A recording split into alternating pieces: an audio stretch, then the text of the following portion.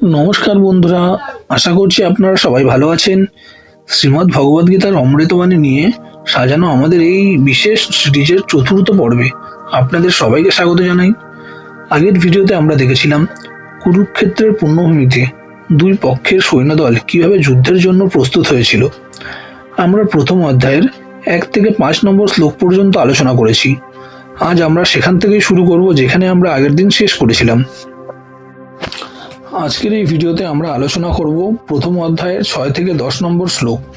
এই শ্লোকগুলিতে আমরা দেখব কৌরব পক্ষের সেনাপতি এবং মহারথীদের বীরত্বের কথা বলতে গিয়ে দুর্যোধন কিভাবে নিজের মনের ভয় আর দম্ভকে প্রকাশ করছেন। পাণ্ডবদের অপ্রতিরোধ্য শক্তি দেখে তার মনের অবস্থা ঠিক কেমন ছিল তা আজ আমরা জানব। তো বন্ধুরা, চলুন দেরি না করে আজকের এই আধ্যাত্মিক যাত্রা শুরু করা যাক। শ্রীমদ্ ভগবদ্গীতা অধ্যায় 1 শ্লোক 6।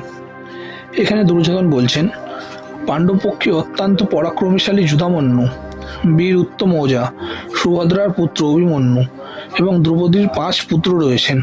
এরা সকলেই এক একজন মহারথী। অর্থাৎ এখানে দুর্যোধন পাণ্ডবদের শক্তির প্রশংসা করছেন। মহারথী মানে সেই যোদ্ধা যিনি একাই 10,000 সাধারণ যোদ্ধার সঙ্গে লড়াই করতে পারেন। অর্থাৎ পাণ্ডব দল ছোট হলেও অত্যন্ত শক্তিশালী। শ্রীমদ্ ভগবদ্গীতা অধ্যায় 1 শ্লোক 7। দুর্যোধন বলছেন, হে ব্রাহ্মণ শ্রেষ্ঠ, আমাদের পক্ষেও যেসব বিশিষ্ট সেনানায়করা রয়েছেন আপনার অবগতির জন্য আমি তাদের নাম বলছি। অর্থাৎ পাণ্ডবদের বীরত্বের কথা বলে দুর্যোধন কিছুটা ঘাবড়ে গিয়েছিলেন।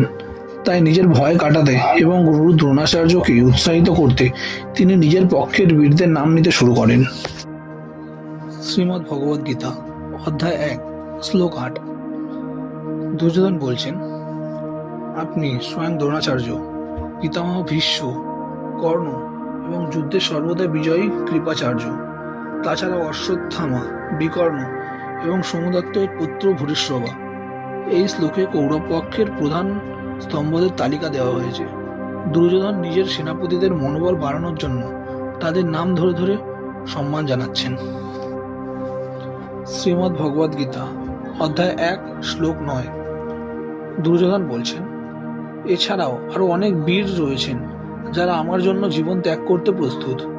তারা নানা প্রকার মারণাস্ত্রে সজ্জিত এবং সকলেই যুদ্ধবিদ্যায় পরিদর্শী।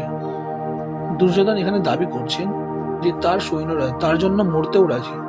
এটি যেমন দম্ভ, তেমনি অবচেতনে আসন্ন ধ্বংসের একটি পূর্বাভাসও বটে। শ্রীমদ্ ভগবদ্গীতা অধ্যায় 1 শ্লোক 10।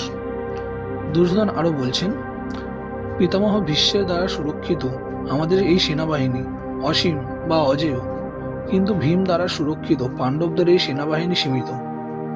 বন্ধুরা, এই শ্লোকটি খুবই রহস্যময়। দুর্যোধন মুখে বলছেন তার সেনা শক্তিশালী, কিন্তু ভিতরে ভেতরে তিনি ভয় পাচ্ছেন।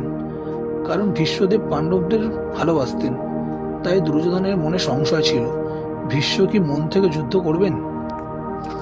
তো বন্ধুরা, আজকের এই 6 থেকে 10 নম্বর শ্লোকের মাধ্যমে আমরা বুঝতে পারলাম যে কেবল সৈন্য সংখ্যা বা অস্ত্রশস্ত্রই যুদ্ধর শেষ কথা নয়, আত্মবিশ্বাস আর ধর্মই হলো আসল শক্তি।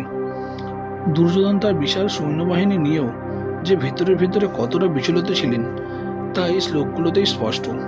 আশা করি আজকের এই আলোচনা আপনাদের ভালো লেগেছে এবং গীতার জ্ঞান আপনাদের জীবনের পথে কিছুটা হলেও আলো দেখাবে। যদি ভিডিওটি ভালো লাগে থাকে তবে একটি লাইক দিতে ভুলবেন না। আর আমাদের এই গীতা চর্চার সফরে নিয়মিত যুক্ত থাকতে চ্যানেলটি সাবস্ক্রাইব করে পাশে থাকুন। আগামী ভিডিওতে আমরা 11 নম্বর শ্লোক থেকে পরবর্তী যাত্রা শুরু করব। ততক্ষণ সবাই সুস্থ থাকুন, ভালো থাকুন। জয় শ্রীকৃষ্ণ।